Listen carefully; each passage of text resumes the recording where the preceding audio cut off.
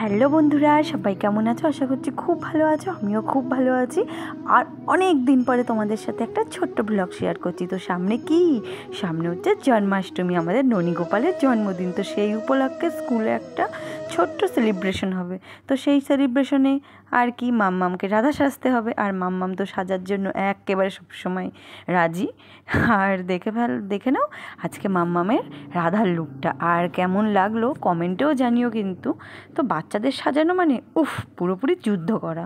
তো এখন হচ্ছে গিয়ে প্রথমে ওকে একটা ময়শ্চারাইজার মাখিয়ে নিয়ে তারপর আমি ফাউন্ডেশন অ্যাপ্লাই করছি। আর ফাউন্ডেশন অ্যাপ্লাই করতে করতে বক করতে করতে আমার মাথাটাই পুরো নষ্ট করে দিয়েছে। তাও যে চুপ করে বসেছিল এটাই কারণ, ও তো সহজে চুপ করে বসে না, দেখতেই পাচ্ছ একটা না একটা কিছু নিয়ে দুষ্টুমি করেই যাচ্ছে একভাবে। এরপরে আমি ওকে দিয়ে দিলাম কম্প্যাক্ট পাউডার, কারণ কম্প্যাক্ট পাউডারটা না হলে মেকআপটা বসবে না। আর আজকে কিন্তু ভাবসা গরম, ওয়েদারটা যদিও বর্ষাকাল কিন্তু তবুও গরমটা ঠিক কাটছে না, এর জন্য ভালো করে কম্প্যাক্ট পাউডারটা দিয়ে দিয়েছি। এবার হচ্ছে গিয়ে ব্লাশ লাগাবো। তো মাম্মাম তো হাসবে না, ওকে অনেকবার বলছি, বলে বলে তারপরে হেসেছে। বলো, না হাসলে ব্লাশটা লাগাবো কী করে? এরপরে আমি দিয়ে দিচ্ছি লিকুইড হাইলাইটার, তার জন্য মুখটা একটু চকচক করবে আর গ্লেজও লাগবে, এর জন্য মুখ চোখের হাবভাব দেখো কী অবস্থা। আর তারপরে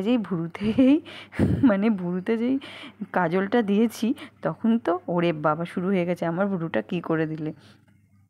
আর দেখো বক কিন্তু থামছে না। ছোটো বাচ্চাদের সাজাতে গেলে তো একটু ধৈর্য ধরে সাজাতেই হবে। তো দেখো আমি এরপরে অ্যাপ্লাই করছি আইশ্যাডোটা। আরও বারবার হচ্ছে ক্যামেরার সামনে গিয়ে দেখছে যে ওকে কেমন লাগছে। তো চল, ওকে আমি দিলাম হলুদ হচ্ছে গিয়ে রেড আর হলুদের কম্বিনেশন করে, তার উপরে দিয়ে দেবো গোল্ডেন আইশ্যাডো, কারণ ও ইয়েলো কালারের হচ্ছে গ্রাউন্ডটা পড়েছে, তোমরা দেখতেই পারলে, এর জন্য। আর চারিদিকে বারবার লাগিয়ে ফেলছে। তো এরপরে আসলো সেই বিশাল মুহূর্ত, সেটা হচ্ছে আইলাইনার পরার। ওর যে সে কী বিরক্ত চোখ বন্ধ করে বসে থাকা, সেটা আর কি বলবো, দেখতেই পাচ্ছ। তাও যে একটু চুপ করে বসেছিল, এটাই আমার ভাগ্য। কিন্তু তাও বারবার বলছে মাম্মা কখন হবে, দেখতেই পাচ্ছ। আর সবে ঘুম থেকে উঠিয়েই সকাল সকাল স্নান করিয়েই সাজাতে বসে পড়েছি। তো এরপর আমি সুন্দর করে দেবো ফেব্রিকের কাজটা করব, যেটা হচ্ছে রাধারানীর মেন সাজ। এটা হচ্ছে তিলক কাটতে হবে। তো তিলকটা আমি অতটা ভালো কাটতে পারি না, তো দেখো কীরকম হয়েছে মোটামুটি। যাই হোক, এরপরে আমি ওকে কলকাটা করে দেবো। আর কলকাটাও আমি সিম্পলি করব। তো চলো বন্ধুরা, তোমরা দেখতে থাকো।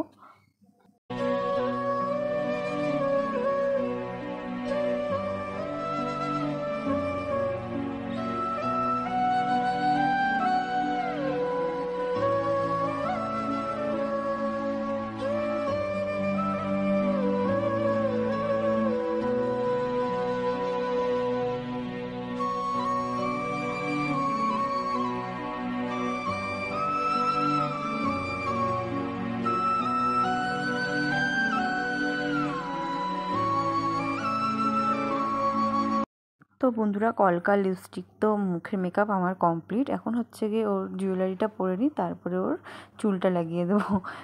তো বন্ধুরা, কেমন লাগছে দেখো, আমার কিন্তু বেশ ভালোই লাগছে। তোমাদের কেমন লাগছে কমেন্ট করে দেখো একটু কীর্তনও করে ফেললো ও। এরপর আমি ওকে চুলটা লাগিয়ে দেবো। তো দেখো আমি পুরো একদম, যেহেতু চুল একদম ছোটো ছোটো, ওই জন্য পুরো ক্যাপ বসানো চুলটাই নিয়ে এসেছি। আর সেই চুলটাই লাগিয়ে আমি একটা সুন্দর বেনুনি করে দেবো।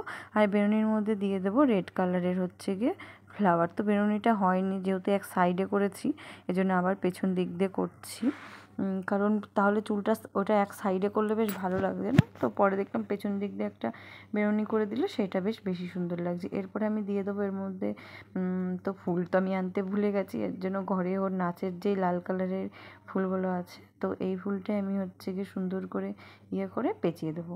তো বন্ধুরা দেখো, এই আমার লুক কমপ্লিট। তো কেমন লাগছে আমার রাধারানীকে তোমরা অবশ্যই কমেন্ট করে বলো।